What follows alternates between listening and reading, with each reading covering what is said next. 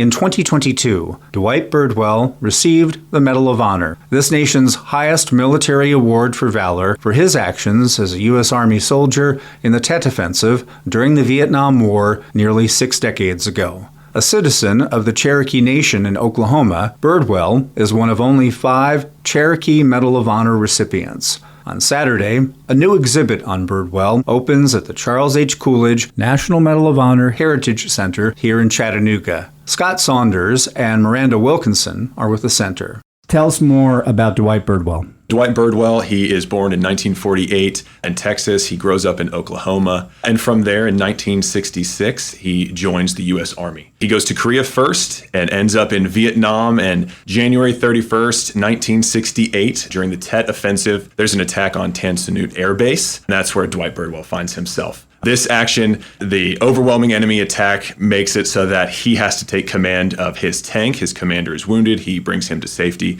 So he uses the main gun of the tank, the machine gun, his own rifle to suppress the enemy, finds that that is not enough. So he himself goes out, retrieves machine guns. One of those, as he's using them to suppress the enemy, explodes in his face from enemy fire. So he's wounded, refuses evac from this. He rescues more men. He goes and delivers and collects ammunition for his men. He goes on his own assault against the enemy with grenades himself. Again, is wounded, refuses evac again, and then he is actually ordered to receive treatment for his wounds. And it's actually just a few months later, he receives an additional Silver Star for an action on July 4th of the same year. He comes back home in December of 1968, starts a family, goes to law school. He is currently still a lawyer in Oklahoma City, and he even sat on the Supreme Court of the Cherokee Nation for a while as well. So by the time we get to 2022, he receives the Medal of Honor for his actions at Tan Son Nhut Air Base in 1968. Talk more about his Cherokee background. Dwight Birdwell is born into the Cherokee Nation, and so in Oklahoma, he is amongst the community of the Cherokee. His school fellows are all of the Cherokee Nation.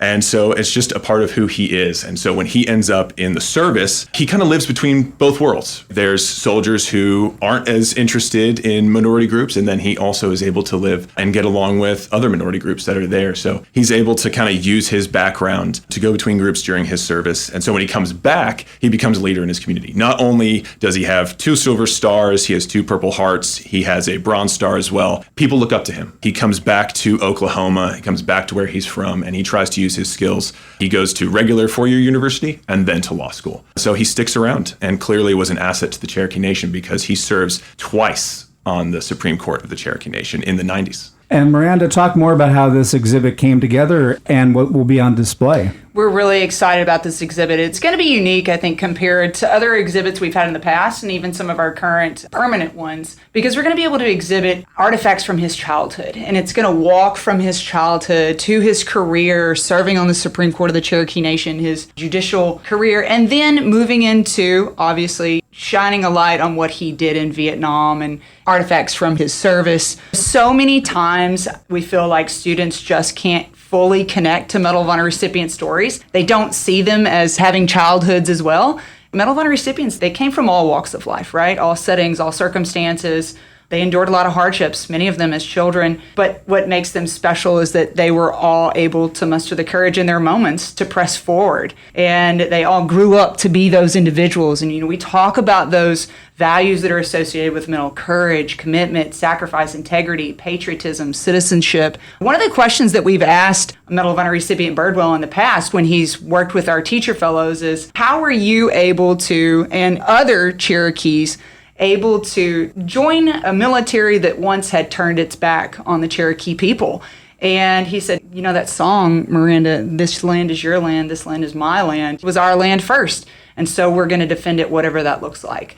Just an authentic perspective on life and just a real person with such a beautiful soul. He's such a sweet man. The family is amazing. And we're really excited that they're allowing us to tell his story in such a unique way, in a way that we haven't before with many of our exhibits. And talk more about the lesson plan and the local teacher involved in that. Every year we have a teacher fellowship program, and our teachers get to select a topic that they want to cover based on state standards, and they weave in Medal of Honor recipients. So last year we had a teacher fellow, Brittany Haynes, who created a lesson based on a 5th grade standard, essentially talking about Andrew Jackson and the Cherokee Nation.